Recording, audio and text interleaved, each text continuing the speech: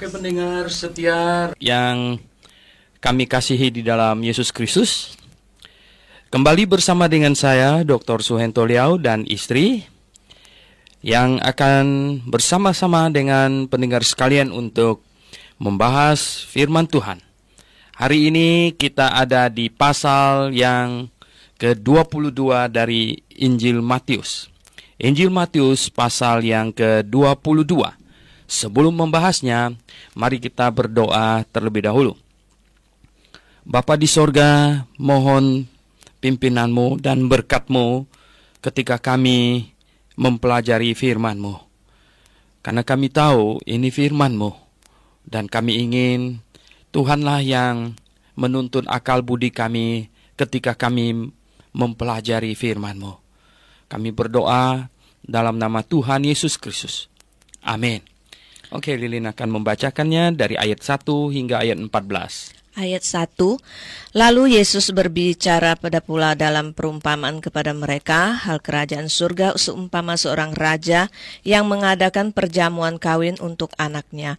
Ia menyuruh hamba-hambanya memanggil orang-orang yang telah diundang ke perjamuan kawin itu. Tetapi orang-orang itu tidak mau datang. Ia menyuruh pula hamba-hamba lain, pesannya, katakanlah kepada orang-orang yang diundang itu, sesungguhnya hidangan telah kusediakan, lembu-lembu jantan dan ternak piaraanku telah disembeli, semuanya telah tersedia. Datanglah ke perjamuan kawin ini. Tetapi orang-orang yang diundang itu tidak mengindahkannya. Ada yang pergi ke ladangnya, ada yang pergi mengurus usahanya, ada yang lain menangkap hamba-hambanya itu, menyiksanya dan membunuhnya. Maka murkalah raja itu, lalu menyuruh pasukannya ke sana untuk membinasakan pembunuh-pembunuh itu dan membakar kota mereka. Sesudah itu mereka berkata kepada hamba-hambanya, perjamuan kawin telah tersedia, tetapi orang-orang yang diundang tadi tidak layak untuk itu. Sebab itu pergilah ke persimpangan-persimpangan jalan dan undanglah setiap orang yang kamu jumpai di sana ke perjamuan kawin itu. Maka pergilah hamba-hamba itu dan mereka mengumpulkan semua orang yang dijumpainya di jalan-jalan, orang-orang jahat dan orang-orang baik, sehingga penuhlah ruangan perjamuan kawin itu dengan tamu. Ketika raja itu masuk untuk bertemu dengan tamu-tamu itu, ia melihat seorang yang tidak berpakaian pesta. Ia berkata kepadanya, hai saudara, bagaimana engkau masuk kemari dengan tidak mengenakan pakaian pesta? Tetapi orang itu diam saja. Lalu kata raja itu kepada hamba-hambanya, ikatlah kaki dan tangannya dan campakkanlah orang itu ke dalam kegelapan yang paling gelap. Di sanalah akan terdapat ratap dan kertak gigi, sebab banyak yang dipanggil tetapi sedikit yang dipilih. Oke, pendengar yang kami kasihi di dalam Yesus Kristus, ini mengenai hal kerajaan surga. Tentu bukan kerajaan surga, tetapi hal kerajaan surga. Di dalam pasal yang ke-13 sudah kita jelaskan, di situ rahasia kerajaan surga. Hal kerajaan surga itu sama dengan rahasia kerajaan surga. Nah, apa itu rahasia kerajaan sorga?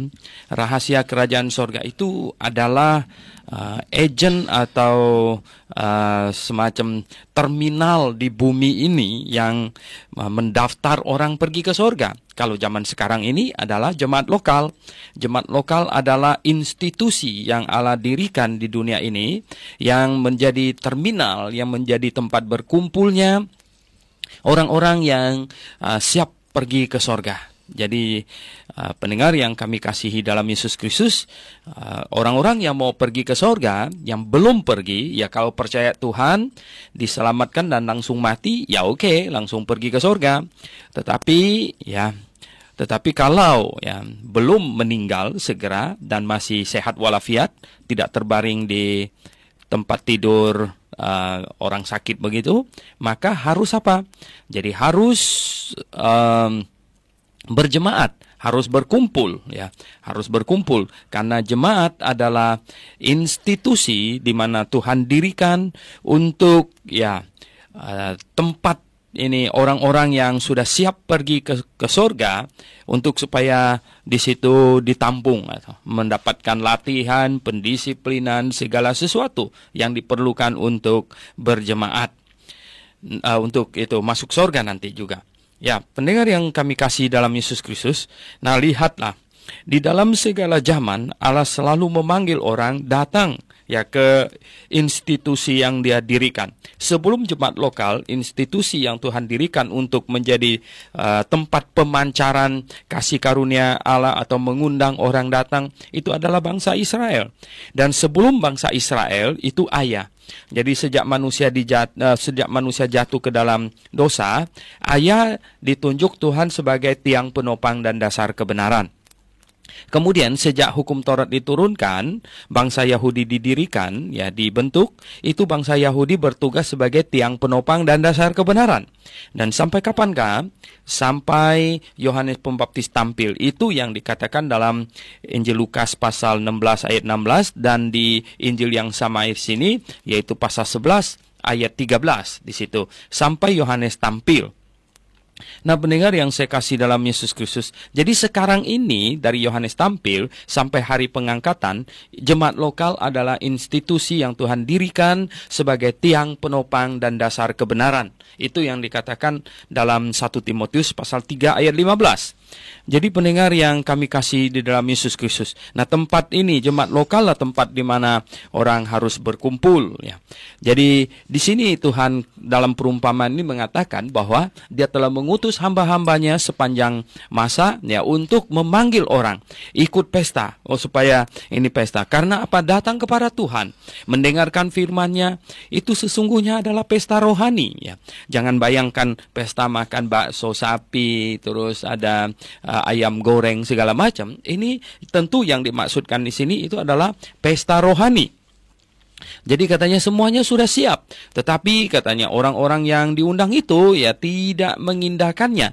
Ada yang pergi ke ladangnya, ada yang pergi katanya mengurus usahanya, dan ada lain lagi menangkap hamba-hamba itu, menyiksanya dan membunuhnya. Itu nabi-nabi sudah disiksa, dibunuh ya. Bahkan rasul-rasul juga ya. Hanya satu rasul yaitu Rasul Yohanes yang tidak mati syahid, padahal rasul-rasul tidak melakukan satupun kejahatan yang patut dijatuhi hukuman, tetapi mereka ternyata tercatat dalam sejarah mereka sudah dibunuh. Jadi pendengar yang kami kasih dalam Tuhan Yesus Kristus, sepanjang masa ya iblis melampiaskan kebejatannya. Iblis memakai orang-orang tentu ya, bukan iblis yang nggak kelihatan begitu lalu bunuh-bunuhin orang, bukan, tapi memakai orang-orang, memakai orang-orang yang senang kepadanya, yang menjadi sahabatnya untuk melampiaskan sifat-sifatnya ya. Jadi betapa jikalau Anda terpikir dalam pikiranmu untuk melakukan kekerasan terhadap orang ya, ketahuilah itu sesungguhnya adalah sifat iblis ya. Katanya akhirnya ya katanya murkalah raja itu ya. Kemudian dia menyuruh katanya pasukannya ke sana untuk membinasakan kota mereka ya, untuk membinasakan kota mereka. Oh ya, bisa itu ya. Nah, sesudah itu ia berkata kepada hamba-hambanya, perjamuan kawin telah tersedia, tetapi orang-orang yang diundang tadi tidak layak untuk itu ya. Ini sebenarnya Tuhan di sini membuat satu perbedaan ya. Perjanjian lama masanya berlalu, sekarang masuk perjanjian baru ini ya, perjanjian baru di mana tadi kota mereka telah dibinasakan katanya. Memang ya bangsa Yahudi berkali-kali dihukum ya, di mana bangsa-bangsa lain juga sudah dihukum ya. Memang ini hal yang subjektif sekali ya, ini hal yang subjektif. Tetapi jikalau bencana alam menimpa kita ulang-ulang dan lain sebagainya, itu sehendaknya kalau yang berhikmat itu adalah kita tenangkan diri dan kemudian introspeksi. Antara lain yang perlu kita introspeksikan itu adalah, sungguhkah selama ini kita telah bersikap baik terhadap Allah? Sungguhkah kita beriman pada pengajarannya? Atau sungguhkah bahkan ya patut juga untuk kita pikir, betulkah agama kita itu adalah dari Allah pencipta langit dan bumi ya? Betulkah itu ya? Bisakah kita merenungkan, bisakah kita mengintrospeksi ya? Jadi betulkah apa yang sedang saya percaya ini sudah benar dari Allah pencipta langit dan bumi? Nah, ini perlu ya. Tiap-tiap orang patut untuk merenungkan hal ini. Nah, katanya di sini ya, jadi di zaman perjanjian baru sekarang Tuhan utus lagi hamba-hamba yang lain ya. Katanya supaya apa? Pergi katanya ke persimpangan jalan ke mana saja katanya. Undanglah orang yang kamu jumpai di sana ya ke perjamuan kawin itu. Ya. Nah, sekarang ya pemberitaan Injil itu adalah sebuah undangan. Undangan kepada semua orang yang kita jumpai, siapa saja yang kita jumpai, supaya mereka bisa datang, bisa menikmati firman Tuhan, bisa menikmati ini anugerah Tuhan yang amat besar. Ini adalah perjamuan rohani ya. Maka pergilah hamba-hamba itu dan mereka mengumpulkan banyak orang katanya, dijumpainya di jalan-jalan, orang jahat yang orang baik, sehingga katanya penuhlah ruangan perjamuan kawin itu dengan tamu ya. Nah, ketika raja itu masuk untuk pertemuan dengan tamu-tamu itu, ini adalah kedatangan Tuhan. Raja itu masuk ke tempat pertemuan itu, katanya ia melihat seorang yang tidak berpakaian pesta. Oke, engkau boleh seorang yang dijumpai di jalanan ya dengan baju yang compang-camping. Itu adalah gambaran manusia yang berdosa, penuh dengan kejahatan. Tetapi ketika engkau mau datang kepada Tuhan, mau ikut pesta rohani Tuhan, maka engkau harus ganti pakaian pesta. Ganti pakaian pesta itu apa? Itu dilahirkan kembali. Dilahirkan kembali itu apa? Dilahirkan kembali itu artinya bertobat. Ya, dari pihak kita, tanggung jawab kita adalah bertobat dan percaya kepada Tuhan Yesus. Bertobat itu apa? Bertobat itu artinya saya telah mengaku salah, ya, telah mengaku saya salah dan saya telah menyesali kesalahan saya. Itu namanya bertobat, ya. Kemudian percaya kepada Yesus. Percaya Yesus apa? Banyak orang ditanya, kamu percaya Yesus? Oh, saya percaya Yesus. Percaya Yesus apa? Jikalau engkau percaya Yesus bahwa dia adalah seorang yang dilahirkan di Bethlehem, dibesarkan di Nazaret dan lain sebagainya, sama seperti engkau percaya bahwa Bung Karno itu presiden Indonesia yang pertama dan lain sebagainya, itu bukan iman yang menyelamatkan. Sekali lagi, itu bukan iman yang menyelamatkan, tetapi itu adalah apa? Itu sesungguhnya biasa, engkau tahu saja, tahu ya. Tetapi percaya Yesus, iman yang menyelamatkan itu adalah percaya bahwa Yesus telah menggantikan saya di hukum dan kini saya menggantikannya hidup. Ya, jadi saya hidup bagi Yesus. Jadi hidup saya ini adalah satu kehidupan yang saya hidupi untuk kepentingan Yesus di muka bumi ini. Jadi Yesus telah mati bagi kepentingan saya supaya saya bisa masuk surga, dan saya hidup bagi kepentingan Tuhan Yesus, yaitu bersaksi baginya. Nah, pendengar yang saya kasih dalam Yesus Kristus, inilah transaksi rohani. Inilah yang namanya kita mengenakan pakaian pesta. Jadi dilahirkan kembali, lahir baru ya. Yang lama sudah berlalu, yang baru sudah datang. Demikian dikatakan dalam 2 Korintus pasal 5 ayat 17 katanya ya. Yang baru sudah datang, yang lama sudah berlalu katanya. Ya toh? Yang lama sudah berlalu, yang baru sudah datang. Oke, pendengar yang kami kasihi di dalam Yesus Kristus, dan kita lihat orang yang tidak berpakaian pesta itu diapakan? Oh ya, dia dilempar keluar. Raja itu masuk dan untuk bertemu dengan tidak berpakaian pesta. Ia berkata kepadanya, hai saudara, ya, bagaimana engkau masuk kemari dengan tidak mengenakan pakaian pesta, dengan tidak bertobat dan percaya kepada Tuhan Yesus? Bagaimana engkau masuk ke sini? Ya, tetapi orang itu diam saja, ya, karena dia memang penyusup, ya, toh, dia diam saja, gitu ya. Nah, banyak orang datang ke gereja, ya, berjemaat, ya, datang ke gereja seharusnya itu sudah bertobat dan percaya Tuhan Yesus. Tetapi sekarang juga banyak gereja tidak memberitakan Injil yang benar. Bagaimana orang bisa bertobat yang percaya kepada Tuhan Yesus? Ada orang memberitakan Injilnya, ayo ikut saya ke gereja supaya nanti mati ada yang urus. Itu bukan Injil sebenarnya, sama sekali bukan Injil, ya. Ada lagi yang pergi ke gereja karena di situ ada cewek yang cakep, ada cowok yang ganteng, ya toh. Ada lagi yang pergi ke gereja karena gereja, katanya sepulang dari gereja dapat beras 5 kilo gitu ya. Macam-macam yang macam begini ini ya. Ini bukan Injil sebenarnya. Sama sekali bukan Injil. Injil itu adalah menyerukan pertobatan ya, pertobatan.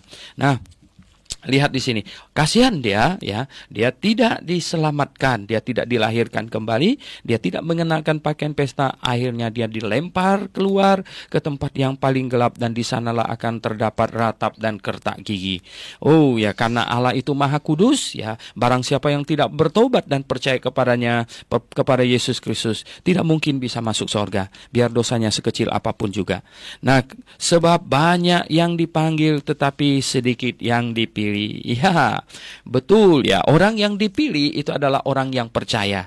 Kita percaya, kita yakin bahwa Allah memilih orang di dalam Yesus Kristus ya. Jadi barang siapa yang bertobat dan percaya kepada Tuhan Yesus, Allah memilih yang di dalam Yesus Kristus. Di dalam Efesus ya, kalau Anda buka di dalam Efesus ya, pasal yang pertama, Efesus pasal 1 katanya, terpujilah Allah, ayat 3, terpujilah Allah dan Bapa Tuhan kita Yesus Kristus, yang dalam Kristus telah mengaruniakan kepada kita segala berkat rohani di dalam sorga. Sebab di dalam Dia Allah telah memilih kita sebelum dunia dijadikan, supaya kita kudus dan tak bercacat di hadapannya. Dan jadi di dalam Yesus Allah telah memilih kita. Nah, supaya kita di dalam Yesus gimana? Oh, kita harus memberi tanggapan terhadap undangan. Nah, lihat di sini undangan ya.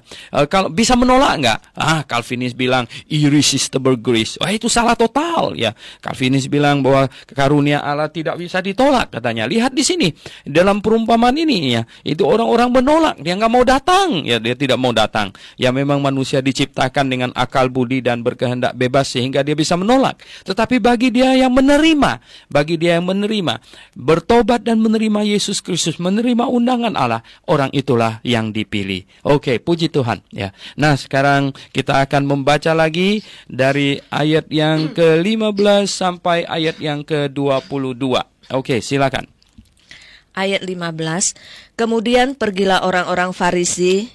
Mereka berunding bagaimana mereka dapat menjerat Yesus dengan suatu pertanyaan. Mereka menyuruh murid-murid mereka bersama-sama orang-orang Herodian bertanya kepadanya, "Guru, kami tahu engkau adalah seorang yang jujur dan dengan jujur mengajar jalan Allah, dan engkau tidak takut kepada siapapun juga, sebab engkau tidak mencari muka. Katakanlah kepada kami pendapatmu, apakah diperbolehkan membayar pajak kepada kaisar atau tidak?" Tetapi Yesus mengetahui kejahatan hati mereka itu, lalu berkata, "Mengapa kamu mencobai aku, hai orang-orang munafik? Tunjukkanlah kepadaku mata uang untuk pajak itu." Mereka membawa suatu dinar kepadanya. Maka ia bertanya kepada mereka, "Gambar dan tulisan siapakah ini?"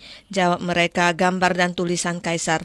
Lalu kata Yesus kepada mereka, "Berikanlah kepada Kaisar apa yang wajib kamu berikan kepada Kaisar, dan kepada Allah apa yang wajib kamu berikan kepada Allah." Mendengar itu heranlah mereka dan meninggalkan Yesus lalu pergi. Oke, pendengar yang kami kasihi di dalam Yesus Kristus, kita lihat di sini Tuhan Yesus dijebak oleh orang-orang Farisi dan mereka yang tidak senang dengan pengajarannya. Karena mereka tersinggung dan mereka ingin menjebaknya. Iri hati telah menggerogoti hati mereka sedemikian rupa sehingga kebencian semakin memuncak dan mereka berusaha terus supaya bisa menyalahkannya. Dan mereka tahu kasus yang paling membahayakan tentu adalah kasus politik. Ya, hamba Tuhan, kita tidak perlu berpolitik, dan ya kalau mau berpolitik kita harus letakkan jabatan dan ya pergilah berpolitiklah gitu. Gereja tidak berpolitik ya. Gereja tidak berpolitik, gereja mengajarkan kebenaran ya. Jemaat tidak boleh berpolitik ya. Pernah satu masa di mana ini gereja dimanfaatkan oleh politikus, yaitu ada doa politik ya, pemilu, doa supaya si itu menang dan lain sebagainya. No. Ya, itu Tuhan tidak mau hal yang demikian itu ya. Nah, banyak orang Kristen yang terlalu kerdil ya toh. Misalnya mereka mau tanding sepak bola pun ya toh, doa supaya Tuhan supaya mereka menang. Itu doa yang salah Ya jelas doa yang salah gitu. Doa yang Tuhan mau, katakanlah antar gereja ada pertandingan bola gitu ya, antar gereja. Bolehkah gereja A berdoa, Tuhan tolonglah biar kami menang. Lalu gereja B juga berdoa, Tuhan tolonglah kami juga biar menang. Dia Tuhan mau menangkan yang mana kalau sudah begitu ya toh? Ya toh. Jadi dua-duanya anak-anaknya. Jadi Tuhan mau menangkan yang mana? Ini doa yang salah total ya. Mencerminkan bahwa manusia itu berdoa pun penuh dengan keegoisan ya. Yang Tuhan mau kalau kita begitu, kita berdoa apa? Tuhan tolonglah supaya kami bisa main dengan sportif, jujur ya.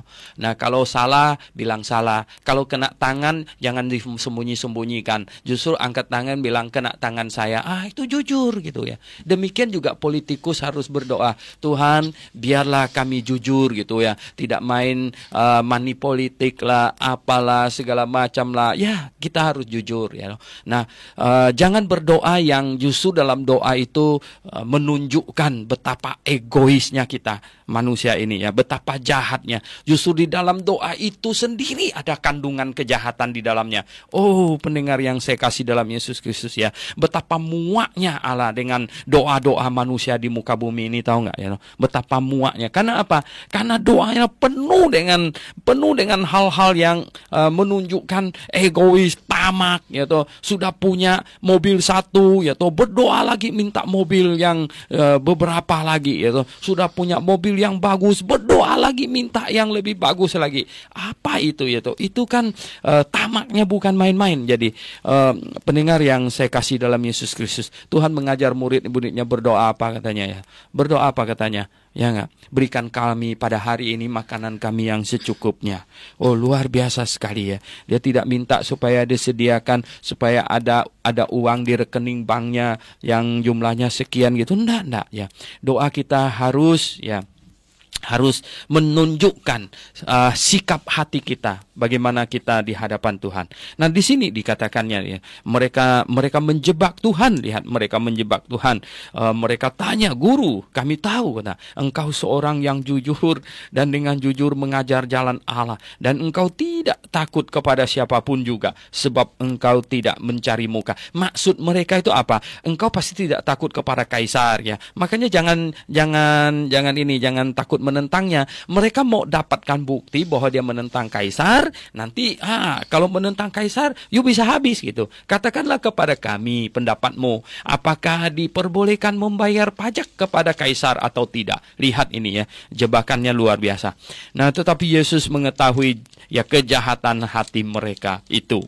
Tuhan tahu apa yang mereka ingin tuju ya. Lalu berkata, mengapa kamu mencobai aku, hai orang-orang munafik? Ini orang-orang munafik katanya ya.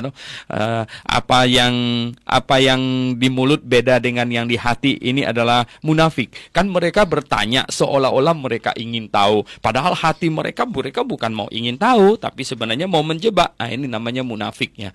Tunjukkanlah kepadaku mana uang untuk bayar pajak, katanya, mata uangnya. Mereka membawa 1 dinar kepadanya. Tuhan Yesus tanya, gambar dan tulisan siapakah ini? Jawab mereka, ini gambar dan tulisan kaisar. Lalu ya Yesus berkata kepada mereka, berikanlah kepada kaisar apa yang wajib diberikan kepada kaisar, dan kepada Allah apa yang wajib kamu berikan kepada Allah. Jadi pendengar yang saya kasih dalam Yesus Kristus, pemerintah adalah suatu kehendak Tuhan. Ada pemerintah di muka bumi ini, dan ada institusi yang khusus untuk ya tempat berkumpulnya orang-orang yang mau pergi ke sorga. Itu adalah kehendak Tuhan. Jadi Tuhan mau ada gereja, Tuhan mau ada pemerintah di muka bumi ini.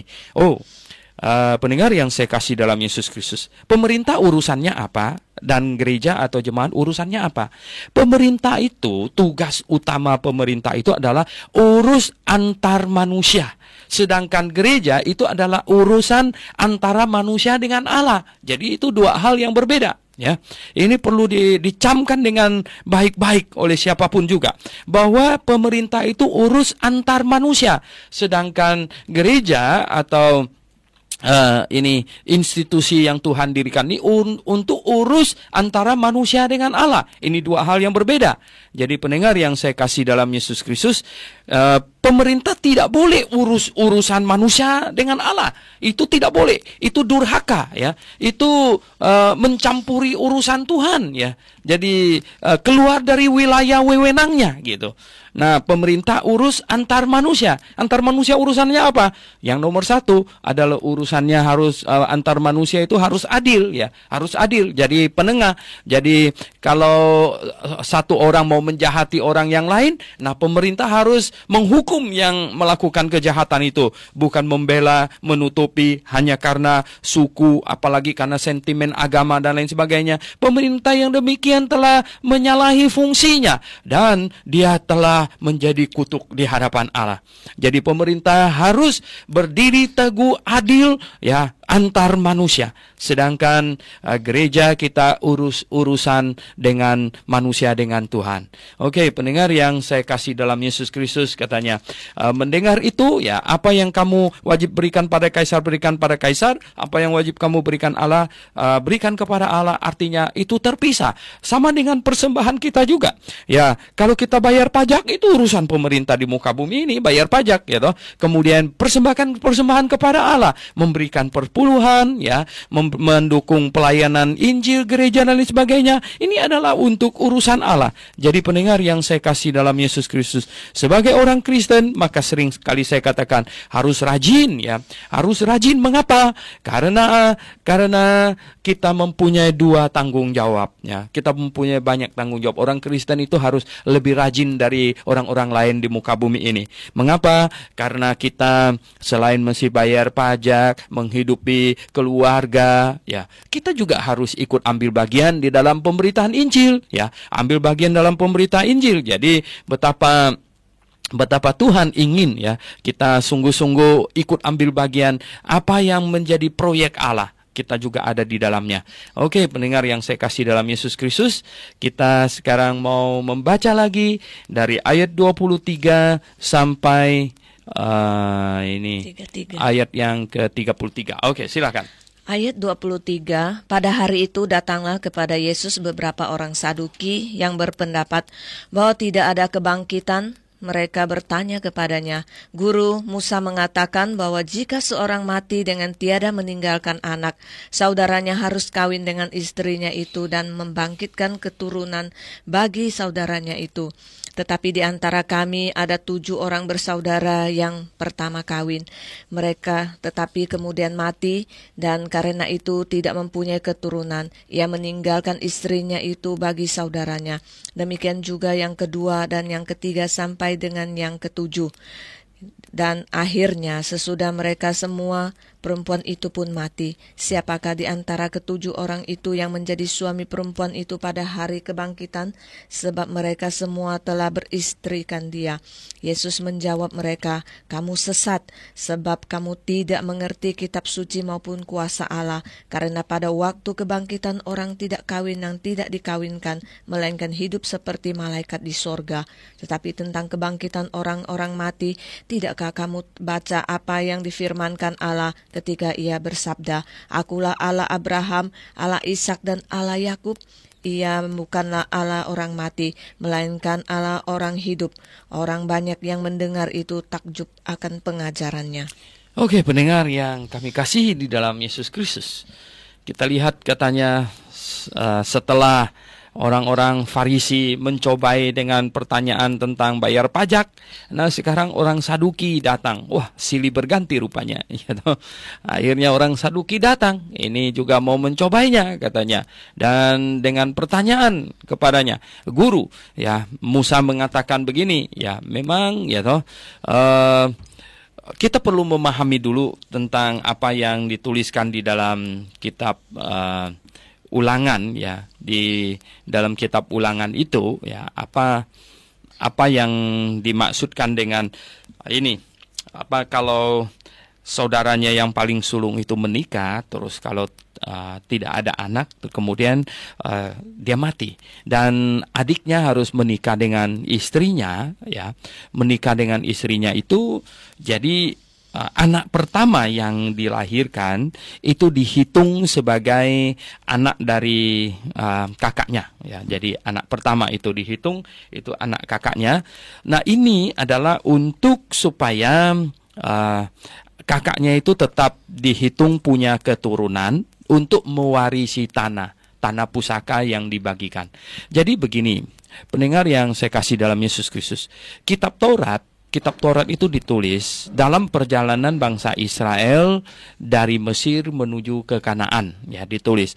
Jadi sebuah persiapan undang-undang dasar bagi bangsa Yahudi nanti sampai di Kanaan mereka mempunyai aturan main semuanya itu. Bagaimana bersikap terhadap seorang pencuri, bagaimana bersikap terhadap seorang yang mengutuk ayahnya, yang lain sebagainya. Itu semuanya ada di dalam hukum Taurat, itu dituliskan dengan jelas. Jadi hukum Taurat ini adalah undang-undang dasar bagi bangsa yang Tuhan bawa keluar dari Mesir dan nanti akan berdiri, akan menjadi satu bangsa di wilayah Kanaan itu. Jadi pendengar yang saya kasih dalam Yesus Kristus, sampai ketika mereka masuk ke Kanaan, itu tiap-tiap orang, ya, tiap-tiap itu kepala keluarga itu dapat jatah tanah, land reform, ya. Oh, pendengar yang saya kasih dalam Yesus Kristus, ya, sesungguhnya sebuah negara ketika dibentuk, ya, itu harus ada land reform yang jelas sekali, ya. Nah, Indonesia belum pernah terjadi yang demikian ini, ya. Filipina ketika Corazon Aquino itu menjadi presiden, dia melaksanakan land reform besar-besaran dan dia menyerahkan tanahnya sendiri yang ribuan hektar, ya, untuk dibagi-bagikan. Jadi ada semacam land reform dan tiap-tiap keluarga dapat, ya, tiap-tiap kepala keluarga dapat jatah tanah, ya, katakanlah satu orang sekian hektar. Nah, pendengar yang saya kasih dalam Yesus Kristus, orang Yahudi ketika masuk ke Kanaan, ya, jadi wilayah yang Tuhan berikan kepada mereka, Tuhan suruh mereka taklukkan. Mengapa bangsa di Kanaan itu ditaklukkan, disuruh dimusnahkan? Karena mereka telah terlalu menyimpang, terlalu ini, ya, terlalu jauh mereka telah menyimpang dari kebenaran, dari menyembah kepada Allah, sehingga mereka dimusnahkan, ya, sama seperti di mana semua manusia dimusnahkan pada zaman Nuh, ya, dan juga kota Sodom dan Gomora. Jadi di Kanaan di situ Tuhan suruh bangsa Israel yang masuk kemudian membinasakan mereka semua dan kemudian tanah mereka dibagi-bagi. Jadi tiap keluarga bangsa Yahudi dapat jatah tanah dan tanah ini dibuat aturan tidak boleh dijual kepada orang lain. Dan kalau tidak mempunyai anak laki, kasusnya seperti Naomi, ya. Naomi punya suami Elimelek, ya. Elimelek itu kemudian dia punya dua anak, yaitu dua anak Kilion dan Mahlon itu, ya. Dan akhirnya anaknya itu, dua orang anaknya juga mati, tidak mempunyai anak. Jadi Elimelek tidak mempunyai keturunan sama sekali. Nah, kalau tanahnya sekarang, tetapi dia memiliki tanah pusaka, istilahnya itu tanah pusaka. Dan ketika tanah pusaka ini mau jual, nanti tanah pusakanya Elimelek mesti jatuh ke tangan siapa? Dia jatuh ke tangannya Esther. Ya, Ruth, ya, bukan, ya, Ruth, dia jatuh ke tangan Ruth, ya, jatuh ke tangan Ruth, ya, karena Naomi sudah tua, dia akan jatuh ke tangan Ruth. Nah, kalau Ruth tidak punya suami, nanti bagaimana? Ruth mati, itu tanah jatuh ke siapa? Oleh sebab itulah katanya tanahnya Elimelek, tanahnya Naomi akan dijual, gitu, ya. Dan barang siapa yang membeli itu dia punya istilahnya itu vouchernya, gitu. Vouchernya itu adalah si Ruth itu, ya. Nah, si Ruth itu tambahan, gitu. Dia itu vouchernya. Jadi dan yang boleh kawin dengan Ruth, yang beli tanah itu adalah dari keluarga yang paling dekat dulu. Nah, oleh sebab itu si Boas, ya, Si Boas itu katanya saya bukan yang ini, yang urutan pertama, kata Boas ya toh. Boas ini orang baik ya. Jadi si Rut itu minta perlindungan si Boas, itu artinya supaya ada keturunan bagi Elimelek ya. Nah, namun si Boas bilang saya bukan yang urutan pertama. Saya tanya dulu kepada orang yang paling dekat, kalau dia tidak mau baru saya. Dan akhirnya ya dia ini orang yang bersangkutan, yang paling berhak itu tidak mau, makanya akhirnya Boaslah yang beli tanahnya itu Naomi, dan ya artinya dia dapat Rut gitu. Dan disitulah dia melahirkan Isai, dan Isai akhirnya melahirkan Daud ya. Jadi lihat ya. Nah, Tuhan mau begini. Nah, sekarang ini orang Saduki menjadikan kasus ini untuk mencobai Tuhan Yesus. Katanya ada 7 bersaudara. Yang satu menikah mati, nggak ada anak. Yang kedua kawin dengan istrinya mati lagi, mati sampai 7. Nanti sampai kalau memang ada kebangkitan orang mati, nanti sesudah bangkit nih dia istri siapa katanya. Celaka sekali ya. Ini orang Saduki ini bertanya begini, mengapa tahu nggak? Karena mereka adalah kelompok yang tidak percaya ada kebangkitan. Jadi karena mereka tidak percaya ada kebangkitan, maka mereka mengejek soal kebangkitan. Dan dengan cara apakah mereka mengolok-olok kebangkitan ini? Adalah dengan cara bertanya begini, kalau memang ada kebangkitan, nanti kalau sudah bangkit nih istri siapa? Tuhan Yesus bilang apa? Kamu sesat, kata Tuhan Yesus. Ya memang mereka sesat. Bukan hanya mereka saja yang sesat. Nah, sekarang banyak yang lain juga sesat ya. Sesat itu apa? Pengajarannya sesat, tidak sesuai dengan Alkitab, itu sesat. Kamu sesat sebab kamu tidak mengerti kitab suci maupun kuasa Allah. Karena pada waktu kebangkitan orang tidak kawin dan tidak dikawinkan, melainkan hidup seperti malaikat di sorga. Jadi pendengar yang kami kasihi di dalam Yesus Kristus ya, kita lihat. Jadi orang yang sudah mati kemudian bangkit itu tidak ada urusan kawin-kawinan lagi, tidak ada urusan lagi. Oleh sebab itu kalau orang yang sudah meninggal ya tidak usah cemburu lagi gitu, tidak usah cemburu lagi. Dan orang yang meninggal itu tidak cemburu lagi ya. Kalau di dunia ini cemburu gitu ya, di dunia cemburu. Tapi kalau sudah meninggal tidak cemburu lagi. Oleh sebab itu tidak ada yang perlu pesan kepada istrinya, kalau saya meninggal nanti kamu jangan kawin lagi ya. Nggak usah lah ya. Ikatan pernikahan itu kan sampai ini kita meninggal saja. Ya kebetulan kalau ada orang yang baik mau menikah dengan dia dan dia masih muda, ya oke aja. Tetapi hati-hatilah ya, jangan dapat yang jauh lebih buruk gitu ya. Jangan dapat yang cuman mau cari untung materi dan lain sebagainya. Jangan yang macam begitu gitu. Nah, pendengar yang saya kasih dalam Yesus Kristus, itu memang ya tidak perlu begitu, karena kalau kita sudah meninggal kita tidak cemburu lagi gitu. Kita tidak cemburu lagi. Sekali lagi, urusan kawin segala macam itu adalah urusan duniawi, urusan sekarang ini katanya ya.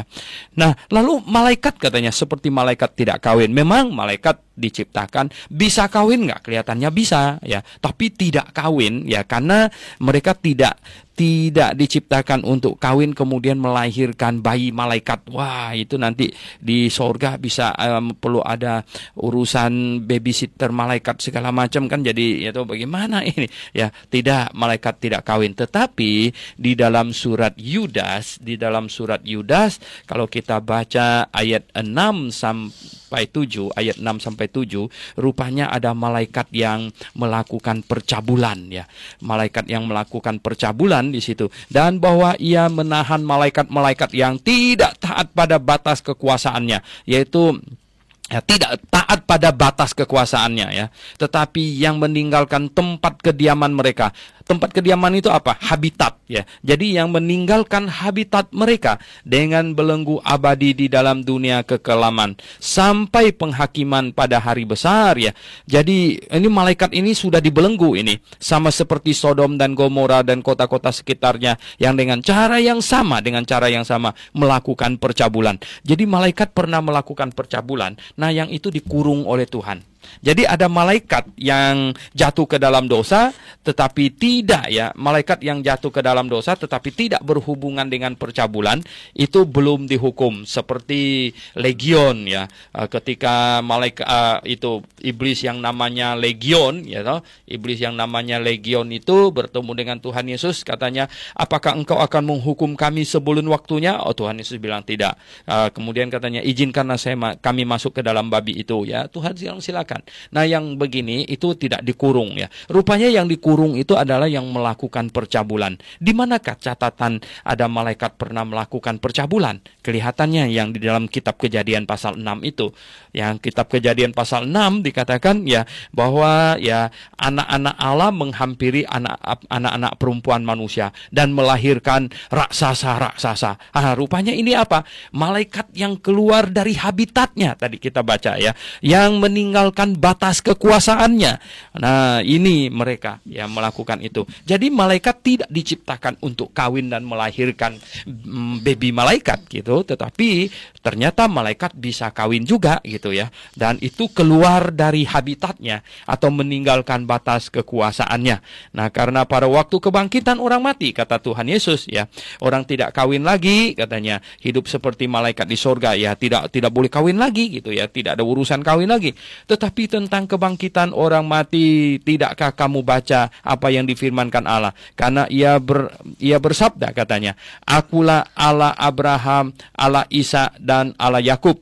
Ia bukan Allah orang mati. Mengapa? Apa maksud Tuhan katakan ini? Maksud Tuhan sekarang ini, kalau Allah bilang dia Allahnya Abraham, Allahnya Isa, Allahnya Yakub. Mengapa? Karena dia Allahnya orang hidup. Jadi ini Abraham ini sudah hidup. Abraham itu akan bangkit, Isa akan bangkit, Yakub akan bangkit. Jadi dia bukan Allah orang mati katanya, Allah orang hidup. Orang banyak yang mendengar itu jadi takjub katanya ya, atas pengajarannya. Oke, pendengar yang saya kasih dalam Yesus Kristus, kita membaca lagi dari ayat 34 sampai ayat penghabisan 46. Silakan. 34. Ketika orang-orang Farisi mendengar bahwa Yesus telah membuat orang-orang Saduki itu bungkem, berkumpulah mereka. Dan seorang dari mereka, seorang ahli Taurat, bertanya untuk mencobai dia, Guru, hukum manakah yang terutama dalam hukum Taurat?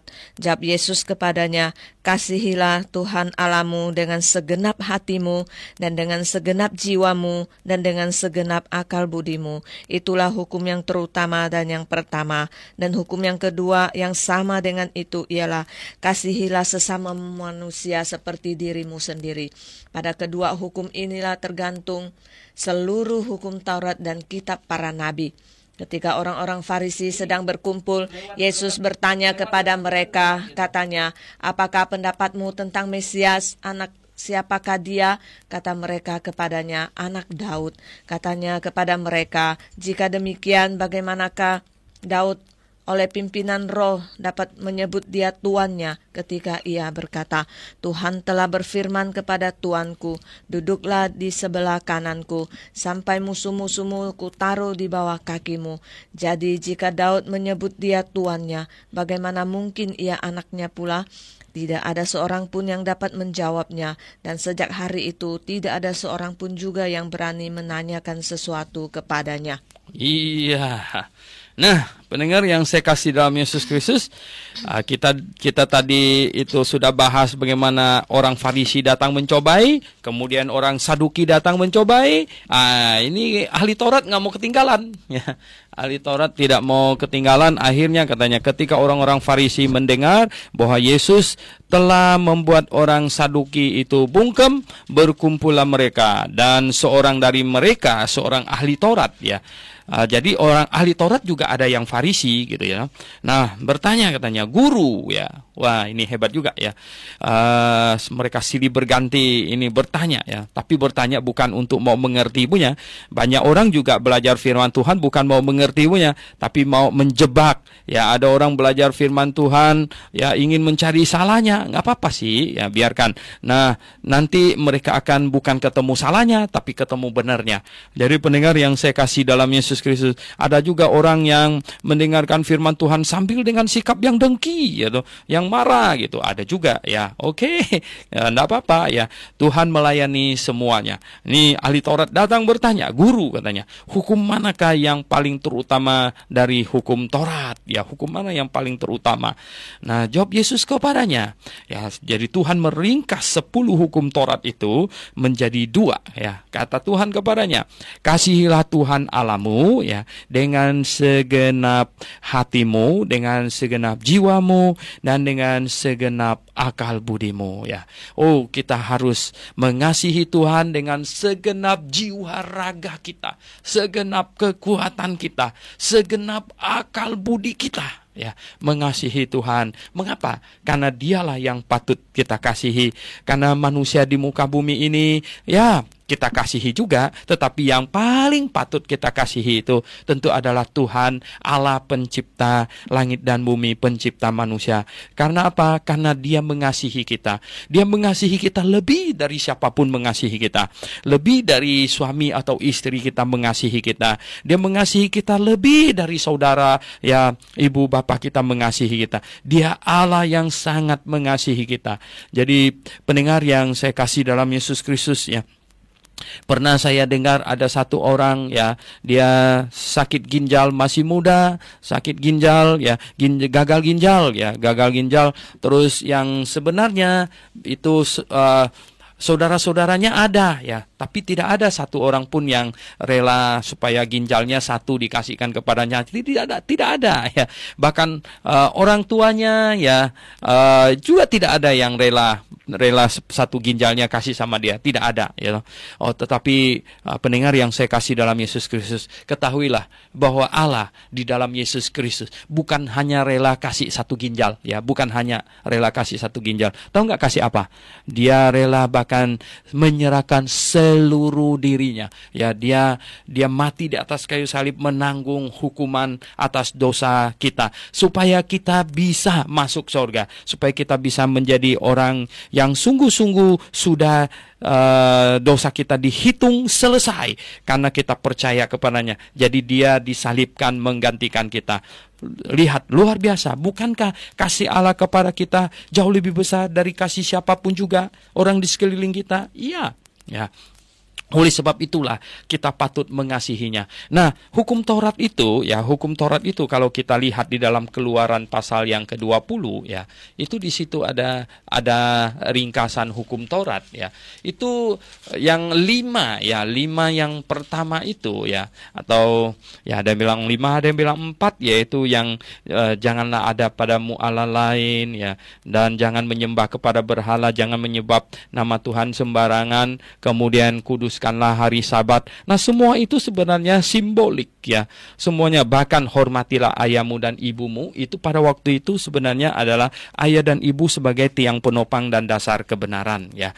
Jadi barang siapa yang menghormati ayahnya dan ibunya, maka upahnya itu adalah umur panjang, ya. Nah, ini adalah sikap terhadap Tuhan. Jadi mengasihi Tuhan Allah dengan segenap jiwa raga, segenap akal budi dan kekuatan kita. Itu mewakili sudah 5 ini di atas. Kemudian Tuhan Yesus menjawab lagi, dan yang kedua yang bersamaan dengan itu, kasihilah sesamamu manusia seperti dirimu sendiri, ya. Jadi seperti jangan mencuri, jangan membunuh, jangan berzina, segala macam, jangan menjadi saksi dusta, jangan menginginkan barang orang lain. Nah, ini adalah dirangkum menjadi satu, yaitu kasihilah sesamamu manusia seperti dirimu sendiri. Jadi hanya ada 2 sebenarnya. Yang satu, kasih kepada Allah dengan segenap jiwa raga, segenap kekuatan dan akal budi kita. Dan yang kedua, kasihi sesamamu manusia seperti dirimu sendiri. Oh, pendengar yang saya kasih dalam Yesus Kristus, ini adalah hukum yang terhebat, hukum yang, ya, tidak ada lagi yang lebih dari ini, ya. Tidak ada lagi, ya.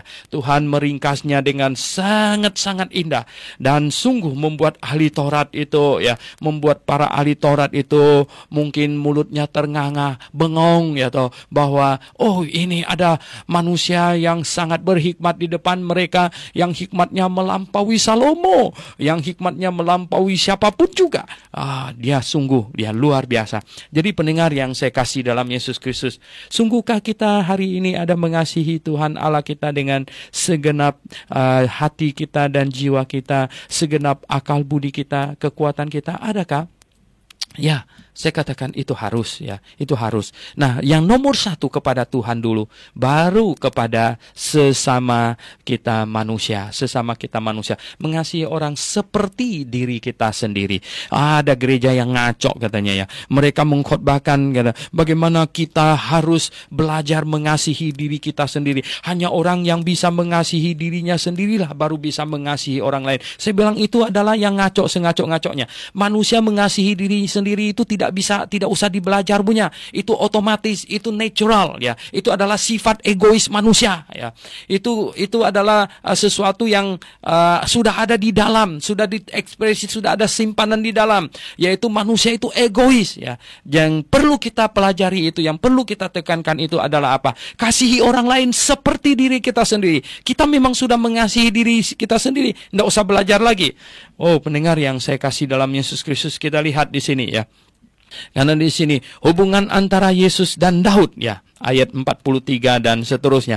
Hubungan antara Yesus dan Daud itu apa? Di sini dikatakan Tuhan Yesus sekarang giliran yang bertanya kepada mereka, biar mereka gerah sedikit, ya toh. Apakah pendapatmu tentang Mesias, katanya. Anak siapakah dia? Ya, kata mereka kepadanya, anak Daud. Lalu Tuhan Yesus berargumentasi sedikit dengan mereka. Katanya kepada mereka, ya, jika demikian, ya, bagaimanakah Daud, ya, oleh pimpinan roh dapat menyebut dia tuannya, ya, ketika ia berkata ini, ya, Tuhan telah berfirman kepada Tuanku, duduklah di sebelah kananku sampai musuh-musuhmu taruh di bawah kakimu. Ya, itu ada di dalam Mazmur 110, ya.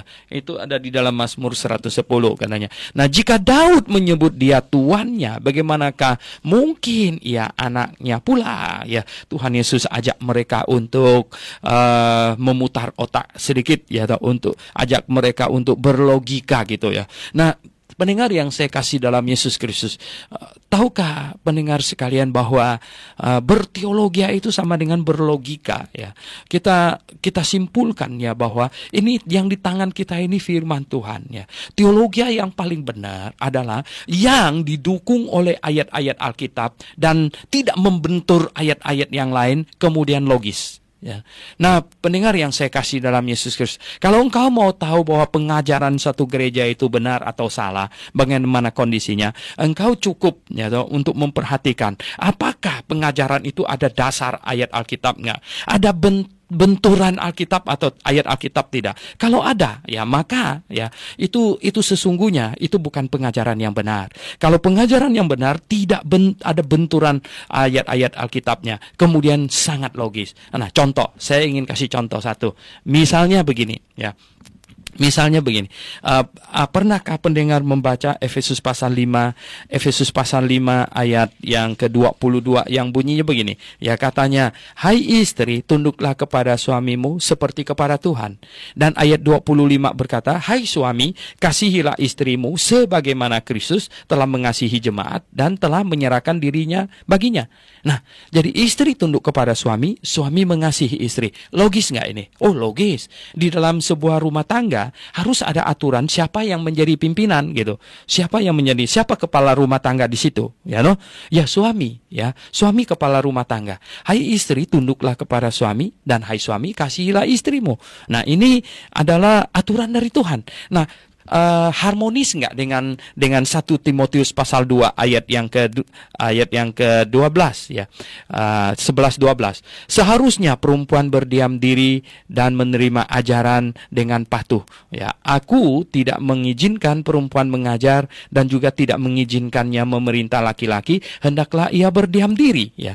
Jadi perempuan tidak boleh mengajar kepada laki-laki, dia harus berdiam diri, katanya, ya. Dan kemudian harmonis nggak dengan ini? Yaitu di dalam 1 Korintus pasal 14 ayat 34, ya, sama seperti dalam semua jemaat orang-orang kudus, perempuan-perempuan harus berdiam diri dalam pertemuan-pertemuan jemaat. Harmonis nggak? Oh, harmonis. ya. Tetapi bagaimana dengan penafsiran katanya? Sekarang ini sudah zaman modern. Jadi perempuan sudah boleh jadi gembala. Perempuan sudah boleh khotbah di kebaktian umum. Nah, itu yang membuat segalanya jadi berantakan lagi. Berantakan bagaimana?